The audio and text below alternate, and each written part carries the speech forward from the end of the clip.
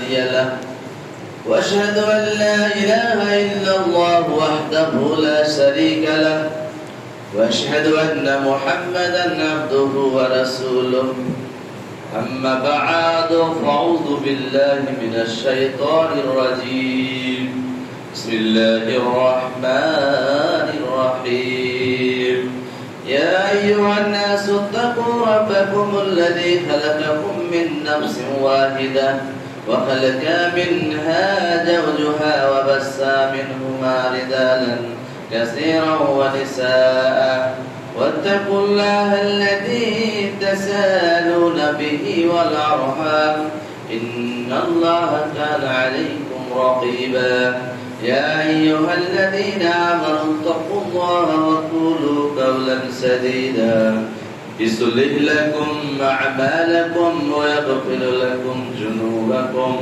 ومن يطع الله ورسوله فقد فاز فوزا عظيما يا أيها الذين آمنوا اتقوا الله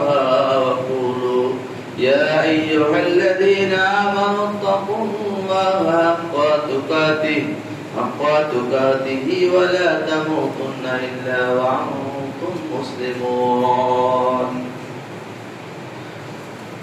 أعوذ بالله من الشيطان الرجيم إنما المؤمنون الذين إذا ذكر الله وجلت قلوبهم وإذا تليت عليهم آياته زادتهم إيمانا وعلى ربهم يتوكلون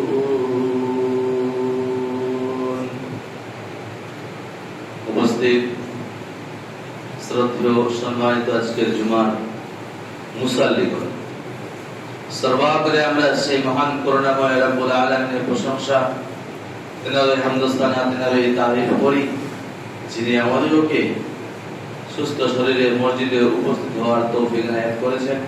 তাই সকলে বলে আলহামদুলিল্লাহ।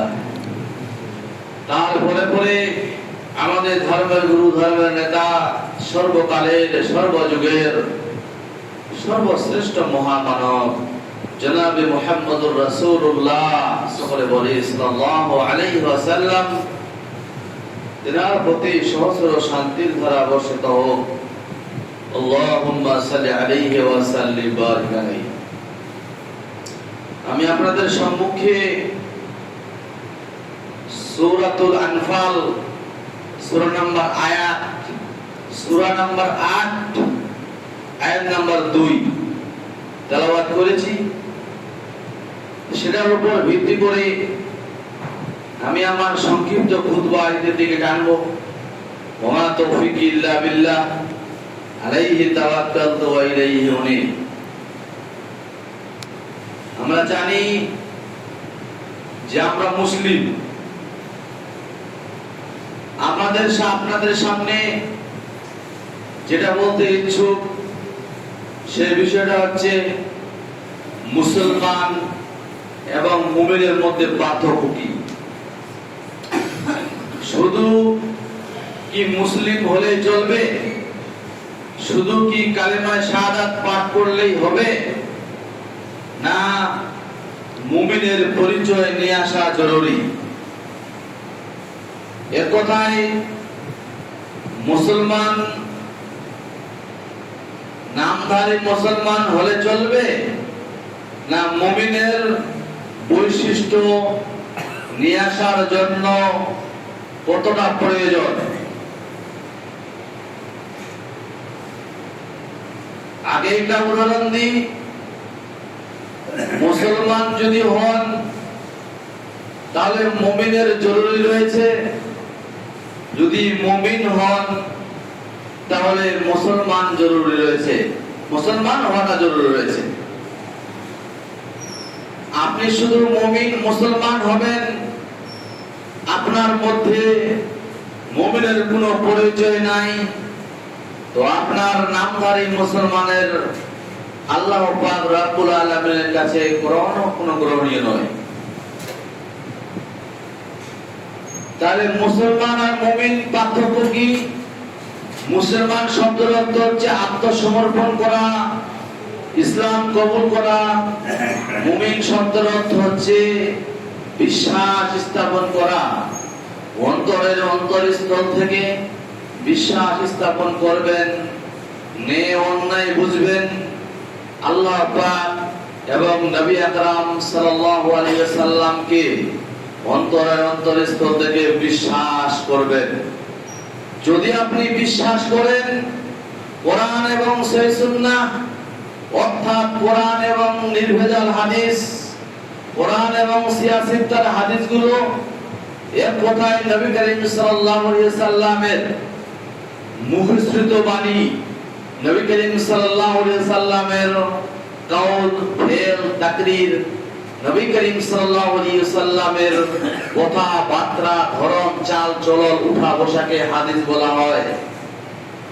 সেগুলোর দিকে যদি আপনি লক্ষ্যপাত করেন তাহলে আপনি মুহাম্মদুর রাসূলুল্লাহ সাল্লাল্লাহু আলাইহি ওয়াসাল্লামের বৈশিষ্ট্যে, মুহাম্মদ সাল্লাল্লাহু আলাইহি ওয়াসাল্লামের তিনি যে হুকুম, তিনি যে বিধান দিয়েছেন, তিনি যে ইবাদত বান্দেগী কিভাবে করতে হবে সেই বিষয়টা তিনি পরিষ্কার ভাষায়, কিভাবে সালাত আদায় করতে হয়, কিভাবে কুরবানি করতে হয়, কিভাবে যাকাত দিতে হয়, কিভাবে ফরজ গোসল করতে হয়, এইভাবে হুকুমগুলো, আদেশগুলো আপনি পাচ্ছেন হাদিসে। আপনি কিভাবে পালন করবেন সেটা আপনি পাচ্ছেন নবী করিম সাল্লাল্লাহু আলাইহি ওয়াসাল্লামের কাউল, ফেল, উঠা বসা, কথাবার্তা, চলন, সেগুলোর দিকে আপনি লক্ষ্যপাত করলে পাবেন। কিন্তু আমাদের দুঃখের বিষয়, আমরা মুসলমান হয়ে আছি, আমরা ঈমানদারিতার পরিচয় নাই। আইয়ামে জাহেলিয়াতের যুগে মানুষেরা কাটাকাটি, মারামারি, হানাহানি, রাহাজানি, চুরি, চিন্তায়, ব্যভিচার, নারীর দিকে আগ্রহ, তাদের এগুলোতে তারা মত্ত ছিল। সেই যুগটাকে বলা হচ্ছে আইয়ামে জাহেলিয়াত, অর্থাৎ অজ্ঞতার যুগ, বর্বরতার যুগ, মূর্খতার যুগ।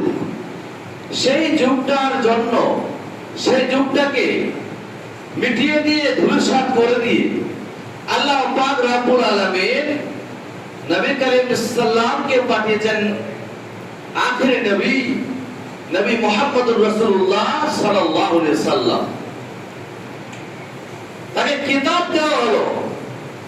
সেই বইটা কি? সেই বইটা হচ্ছে আল কোরআন। তাকে দেওয়া হলো,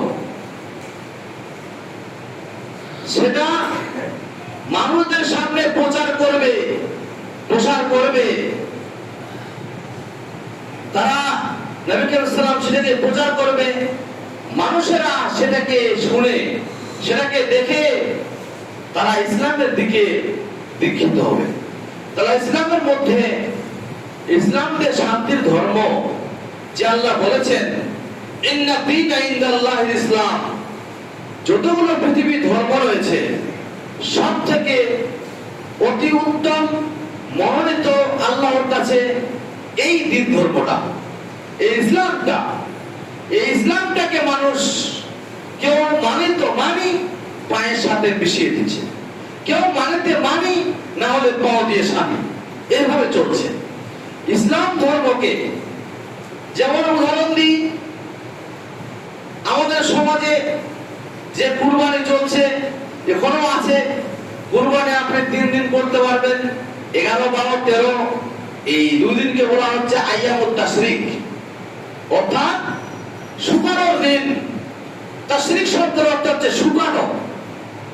ইয়াম মানে দিন, যে আপনি মাংসটা শুকিয়ে রাখবেন, শুকিয়ে খাবেন, সংরক্ষিত করে রাখবেন। আপনি কুরবানিও করতে পারেন। আরববাসীরা এদিন তারা কুরবানি করত 3 দিন।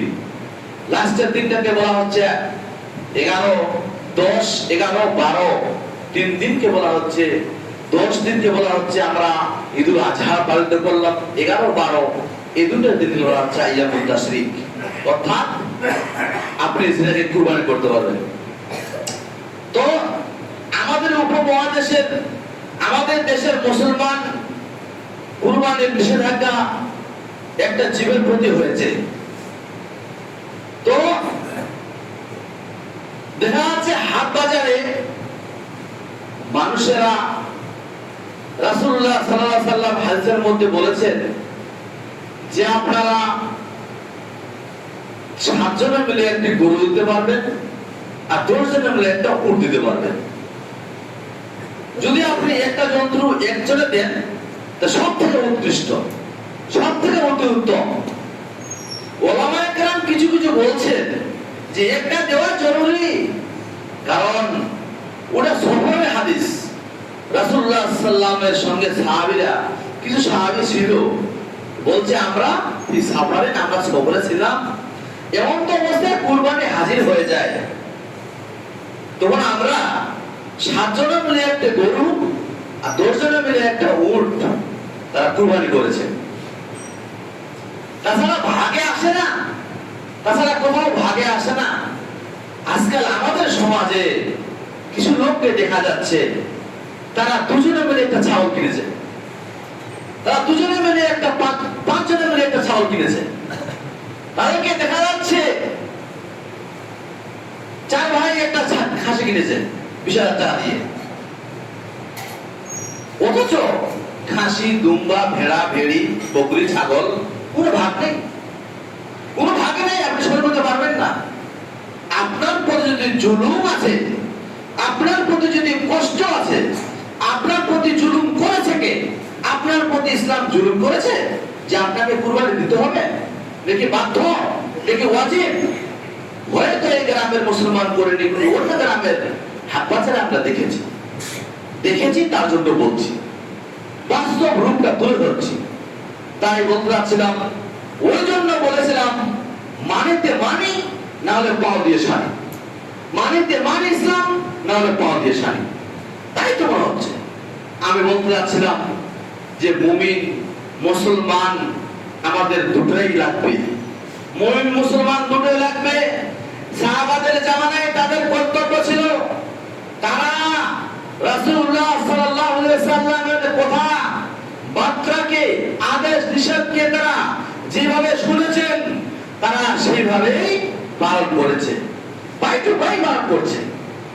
কিন্তু বর্তমান সোসাইটির জামানায়, বর্তমান মুসলমান সমাজ, আমরা শুনতে অনেক আগ্রহী, কিন্তু আমলতে নেই, বলতে যাচ্ছিলাম ঈমান এবং মুসলমানদের মধ্যে পার্থক্য কি আর বলতে যাচ্ছিলাম। ধরুন আপনার কাছে একটা 4 চাকা গাড়ি নিয়ে আসলাম, 4 চাকা গাড়িটা সবকিছু ফিটিং ঠিক আছে, সবকিছু ঠিক আছে, চাপে ঘোরালেই স্টার্ট হবে, কিন্তু গাড়িটাতে 2টা চাকা নেই, 2টা চাকা নেই, 2টা। গাড়ি কি দৌড়াবে? সুস্থ মস্তিষ্কে বলবেন দৌড়াবে? গাড়ি দৌড়াবে না, গাড়ি দৌড়বে না। তো আমি বলতে চাচ্ছিলাম, আপনি যে মুসলমান, আব্দুর রহমান, আব্দুল খালেক, আব্দুল জব্বার, তো আপনি মুসলমান হবেন, আপনি ঈমান কখন নিয়ে আসবেন? আপনি আল্লাহর প্রতি বিশ্বাসটা কখন নিয়ে আসবেন? কখন বিশ্বাসটা নিয়ে আসবেন? যেমন গাড়ির চাকায় না থাকলে গাড়ি দৌড়াতে পারে না, আপনার অনুরূপ মুসলমান হয়ে আপনি যদি ঈমান না নিয়ে আসেন তো আপনার জান্নাত যাওয়া মুশকিল হবে।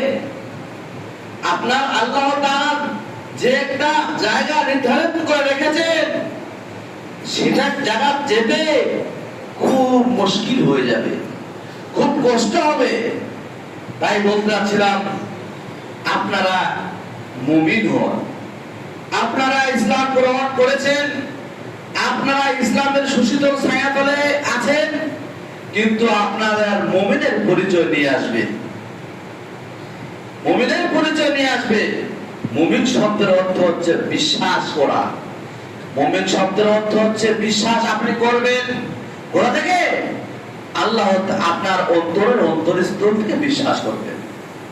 কিন্তু আপনার যদি বিশ্বাস থাকতো, যদি আল্লাহর প্রতি আপনার বিশ্বাস থাকে, তাহলে জামাত ভর্তি হয়ে গেল, ঈদের সালাতে, কুরবানির সালাতে, কিন্তু ফজরে দুজন কেন?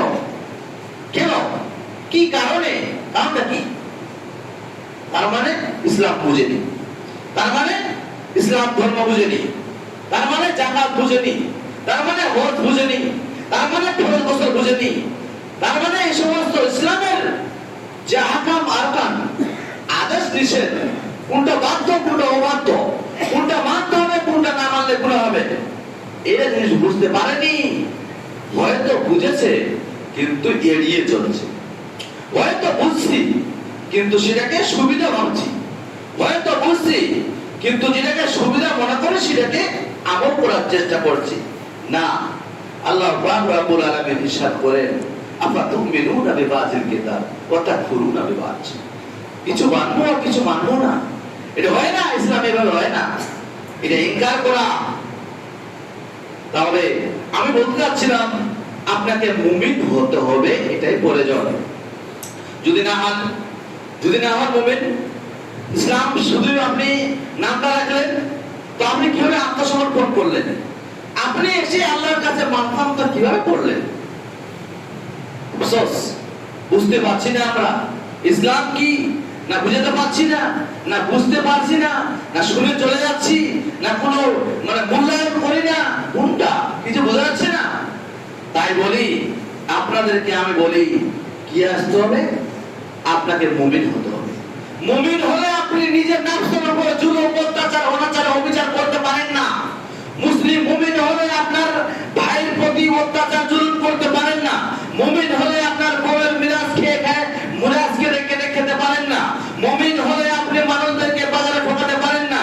মুমিন হলে আপনি এই সমস্ত পাপ জাতীয় কাজ করতে পারেন না। মুমিন হলে আপনি যদি পরিপূর্ণ অরিজিনালি মুমিন হন, খাঁটিত্ব ভাবে যদি মুমিন হন, তাহলে আপনি করতে পারেন না। কিন্তু আমাদের আজকে দুঃখের বিষয়, আমরা এটা করছি। আমরা একটা বয়স পেয়েছিলাম, সেটা 60, 70, 80, 90, 100। এই বয়সটার বিষয়ে কি আমাদের জিজ্ঞাসিত হবে না?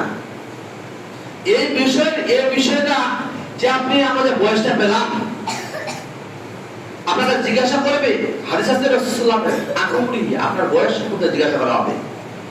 আপনি যে বয়সটা পেলেন 60, 70, 80, 90, কিতে অতিবাহিত করলেন? খেলায় ধুলায়, হাসি ঠাট্টায়, মদ দারু খেয়ে, জোয়া খায়, খনি ডলে, না কি করে করলেন? আপনারা জিজ্ঞাসা করা হবে না? নিশ্চয়ই জিজ্ঞাসা করা হবে। আপনি পাই টু পাই আপনাকে হিসাব দিতে হবে, এ কথাই সত্য। তাহলে আমাকে একটা সময় দেওয়া হলো, যে আমি সময়টাকে কাজে লাগালাম, সময়টাকে কাজে লাগালাম না, তাহলে নিশ্চয়ই আমাদের দুঃখের বিষয়। তাহলে অনুব্রহী আপনার সময়ের বিষয়ে আপনি যে জীবন যাপন করলেন পৃথিবীর বুকে, আপনাকে হিসাব আল্লাহ দিবেন, না নিশ্চয়ই দিবেন। আমি বলতেছিলাম আপনাদের, আমরা মুমিন, আমাদের মুসলমান আমরা হয়েছি, মুসলমান অবস্থায় আছি, কিন্তু আমাদের মুমিন হওয়াটা একান্ত প্রয়োজন, অনিবার্য কর্তব্য। আল্লাহ পাক রব্বুল আলামিন কোরআনুল কারীমের মধ্যে সূরাতুল হুজরাতের একটা আয়াতে বলছেন যে রাসূলুল্লাহ সাল্লাল্লাহু আলাইহি ওয়াসাল্লামের কাছে কিছু বেদুইন আসছে, বলছে ক্বালাতিল আরাবু আমান্না। তারা এসে বলছে আমরা ঈমান এনেছি।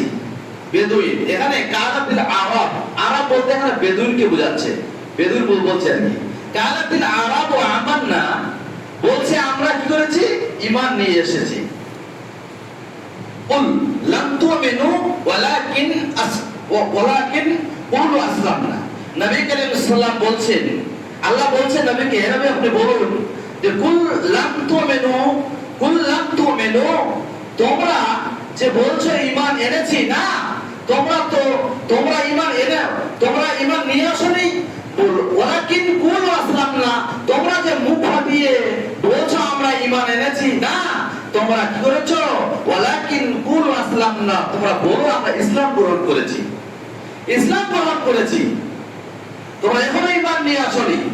ওয়ালাম্মা ইয়াদখুলুল ঈমানু ফি কুলুবিকুম, তোমাদের অন্তরে, কারণ এখানে ঈমান তোমাদের অন্তরে প্রবেশ করেনি, এই যে কিছুদিন আগে তোমরা ইসলাম গ্রহণ করেছো, এখানেই তোমাদের ঈমান পাকাপোক্ত হয়ে গেল?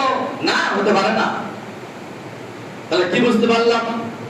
যে আপনাকে 60, 70, 80, 90 একটা বয়স দেওয়া হলো, আপনি সেটা এই যে অতিবাহিত লং টাইম সময় পেলেন, আপনি সেটাতে কি করলেন না, মানে ঈমানটা আপনি পাকাপোক্ত আল্লাহ তাআলাকে এবং আল্লাহ রাসূল সাল্লাল্লাহু আলাইহি ওয়াসাল্লামকে, শরীয়তকে, নির্ভেজাল হাদিসকে এবং কোরআনকে আপনি কি করতে পারলেন না, মনের মধ্যে অন্তরস্থলের মধ্যে বিশ্বাস স্থাপন করতে পারলেন না। যদি পারতেন তাহলে ঈদের সালাত ভোট দিয়ে ফজর দুজন কি ব্যাপার? এখানে আল্লাহ পাক রব্বুল আলামিন বলছেন, তোমরা ঈমান আনোনি, তোমরা এই কদিন আগে ইসলাম গ্রহণ করেছো। তাহলে ইসলাম গ্রহণ করতে গেলে, ঈমান আনতে গেলে একটা টাইম লাগবে, সময় লাগবে। উহুদের যুদ্ধে একজন নবী সাল্লাল্লাহু আলাইহি ওয়াসাল্লামের জন্য খোঁজ করার জন্য আসছে, তার নাম আমর বিন আকিয়াস। উহুদের যুদ্ধে দেখা হলো নবী করিম সাল্লাল্লাহু আলাইহি ওয়াসাল্লাম নেই, তিনি কোথায় গেছে? বলছে উহুদের যুদ্ধে। সেখানে গিয়ে লোকটা হাজির হলো, হাজির হয়ে নবী করিম সাল্লাল্লাহু আলাইহি ওয়াসাল্লামের সঙ্গে সাক্ষাৎ করছে। বলছে, ইয়া রাসূলুল্লাহ, হে আল্লাহর নবী গো, আমি এই যুদ্ধে কি করতে চাই? অংশগ্রহণ করতে চাই। নবী করিম সাল্লাল্লাহু আলাইহি ওয়াসাল্লাম বলছেন, তুমি কি ইসলাম গ্রহণ করেছো? বলছে, না, ইসলাম গ্রহণ করিনি, আমি এখনো ইসলাম সুশীতল শাহাদাতে আসেনি। বলছে, না, তোমাকে কালেমা পড়তে হবে। আল্লাহ রাসূল সাল্লাল্লাহু আলাইহি ওয়াসাল্লাম তাকে তাকে ইসলাম গ্রহণ করলেন, তার রয়েছে, সে তিনি ইসলাম গ্রহণ করবে। সে ইসলাম গ্রহণ করার পর তাকে কি করলেন? ওই যে উহুদের প্রান্তরে লোকটা বলছে, আমি কি করতে চাই? এই যুদ্ধে হাজির হতে চাই, এই যুদ্ধে আমি লড়াই করতে চাই। নবী করিম সাল্লাল্লাহু আলাইহি ওয়াসাল্লাম বলছে, ইসলাম গ্রহণ করুন, ইসলাম গ্রহণ করতে হবে। কোরআন পর লোকটা হাজির হলো, লোকটাকে লড়াই করতে শুরু করতে সে যুদ্ধের ময়দানে নেমে যায়। নামার পর সেই লোকটি কি করলো? তরবারির আঘাতে সে লোকটি কি করেছে? তরবারির আঘাতে সে লোকটা শহীদ হয়ে গেল। নবী করিম সাল্লাল্লাহু আলাইহি ওয়াসাল্লাম সাহাবাদেরকে বলছে, আমার সাহাবারা, দেখো দেখো, এই লোকটাকে ঈমান নিয়ে আসতে হয়নি, এই লোকটাকে মুমিন অবস্থায় এই ইসলাম গ্রহণ করলো কেবল মাত্রই, আর লোকটা শহীদ হয়ে গেল। এই লোকটা জান্নাতি। নবী করিম সাল্লাল্লাহু আলাইহি ওয়াসাল্লাম তাকে এই কথা বলছেন, এই লোকটা জান্নাতি। আমি এখান থেকে বুঝতে যাচ্ছি যে তাকে সময়টা পায়নি, তার ঈমান তার শেষ পায়নি জোহরের সালাত আদায় করতে, সে পায়নি কোন আমল কাজ করতে, সে পায়নি কোন ইসলামের আমল এগুলো কাজ করতে, নেকির কাজ করতে সুযোগ পায়নি। ইসলাম গ্রহণ করেছে আর তরবারির আঘাত পেয়েছে, মারা গেছে, শহীদ হয়ে গেছে। ওইভাবে কি আমাদের সুযোগ আছে? ওইভাবে আমাদের সুযোগ আছে? আমরা তো একটা 60, 70, 80, 90 বছরের টাইম পেলাম, সময় পেলাম, কিন্তু আমরা আজকে ইমানদারিতার সহিত আজকে আমরা দুনিয়ার বুকে চলমান চলাফেরা আমরা করছি না। আমাদের মধ্যে একটা কাজ করছে যে আমি কখন মানুষকে ঠকিয়ে খাবো, মানুষকে কিভাবে তার থেকে 2 টাকা মেরে খাবো, এটাই আমাদের চিন্তাধারা, এটাই আমাদের। না হলে আপনার বোনের বিরাট খেয়েছেন, আপনার ভাইয়ের সঙ্গে অত্যাচার, আপনার বোনের সঙ্গে অত্যাচার, জুলুম, অনাচার, অবিচার, এগুলো আপনি করতে আছেন, এটা ইমানদারিতার পরিচয় নেই। যাই হোক, আল্লাহ পাক রব্বুল আলামিন যেন আমরা ঈমান হারাতে যেন ইহকাল ছেড়ে পরকালে পদার্পণ করতে পারি। সকালে বলুন আমিন, সকলে বলুন আমিন। আল্লাহ পাক রব্বুল আলামিনের কাছে আমরা দোয়া করি, আল্লাহ পাক রব্বুল আলামিন যেন আমরা যে কুরবানি করেছি, যেন আমরা আল্লাহর রাস্তায় জবা করেছি, যে আল্লাহর নৈকট্য হাসিল করার জন্য ত্যাগ করেছি, সেগুলো আল্লাহ পাক রব্বুল আলামিন যেন কবুল করে। তাই সকলে বলুন আমিন। আল্লাহ পাক রব্বুল আলামিনের কাছে আরো দোয়া করি, যে সমস্ত লোকরা আছে অসুস্থ, তাদেরকে তুমি সুস্থ করে দাও, সকলে বলুন আমিন। আজকে মুসলমান সমাজ, আজকে মুসলমান ইসলাম ধর্মাবলম্বী লোকেরা আজকে লাঞ্ছিত, ঘৃণিত, অপমানিত, আল্লাহ তাদেরকে তুমি, আমাদেরকে তুমি সকলকে হেফাজত করো, সকলে বলুন আমিন। আল্লাহুম্মা